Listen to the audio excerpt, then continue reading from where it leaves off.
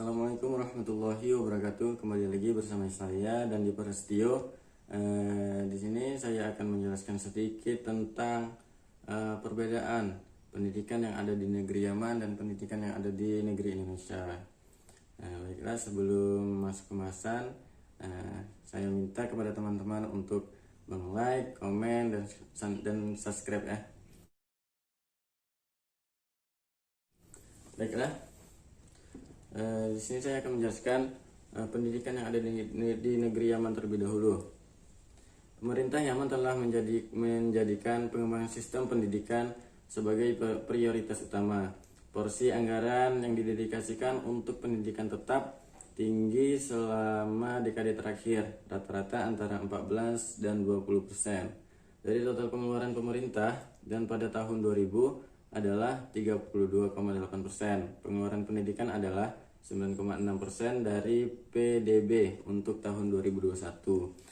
Dalam visi strategis 25 tahun ke depan sejak tahun 2000, pemerintah telah berkomitmen untuk membawa perubahan signifikan dalam sistem pendidikan, sehingga pada tahun 2025 dapat menurunkan angka buta huruf menjadi kurang dari 10%. Meskipun pemerintah Yaman menyediakan pendidikan universal wajib gratis untuk anak-anak usia 6-15 tahun. Departemen Luar Negeri Amerika Serikat lebih banyak melaporkan bahwa kehadiran wajib tidak diperlakukan. Negara ini menempati peringkat 150 dari 77 dalam Indeks Pembangunan Manusia 2006 dan 121 dari 40 negara dalam Indeks Pembangunan Gender tahun 2026. Pada tahun 2025 pada tahun 2005 81% populasi usia sekolah Yaman terdaftar di sekolah dasar. Pendaftaran penduduk perempuan adalah 74%. Kemudian pada tahun 2005 sekitar 46% penduduk usia lokal terdaftar di sekolah menengah, termasuk hanya 30% perempuan yang memenuhi syarat. Negara ini masih berjuang untuk menyediakan infrastruktur yang diperlukan. Fasilitas sekolah dan materi pendidikan kurang berkualitas, ruang kelas terlalu sedikit, dan tenaga pengajar kurang memadai. Kita akan memasuki pendidikan yang ada di Indonesia. Pendidikan di Indonesia adalah seluruh pendidikan yang diselenggarakan di Indonesia, baik itu secara terstruktur maupun tidak struktur. Secara struktur, pendidikan di Indonesia menjadi tanggung jawab Kementerian Pendidikan dan Kebudayaan Republik Indonesia, Kemdikbud. Dahulu bernama Departemen Pendidikan Nasional Republik Indonesia, Depdiknas. Di Indonesia, semua penduduk wajib mengikuti program wajib belajar pendidikan dasar selama 9 tahun, 6 tahun di sekolah dasar, dan 3 tahun di sekolah menengah pertama. Saat ini pendidikan di Indonesia diatur melalui Undang-Undang Nomor 20 Tahun 2003 tentang Sistem Pendidikan Nasional. Berdasarkan pemaparan tadi di atas, dilakukan perbandingan tentang pendidikan antara Yaman dan Indonesia.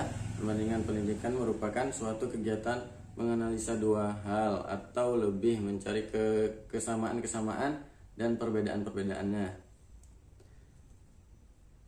Dengan demikian, maka studi perbandingan pendidikan ini adalah mengandung pengertian sebagai usaha menganalisa dan mempelajari secara mendalam dua hal atau aspek dari sistem pendidikan untuk mencari dan menemukan kesamaan-kesamaan dan perbedaan-perbedaan yang dari kedua hal tersebut dalam hal ini hanya akan dibatasi pada pembahasan perbedaannya saja. Jadi perbedaannya pada jenjang pendidikan. Di Yaman, jenjang pendidikan dimulai dari pendidikan dasar yaitu selama 9 tahun. Sedangkan di Indonesia jenjang pendidikan dimulai dari pendidikan anak usia dini atau PAUD. Yang kedua, perbedaan pada persentase angka melek huruf. Menurut PBB, tingkat melek huruf orang dewasa untuk Yaman pada tahun 2007 adalah 40,5% untuk perempuan dan 77% untuk laki-laki. Tingkat melek huruf secara keseluruhan untuk populasi usia 15 dan lebih tua adalah 49%.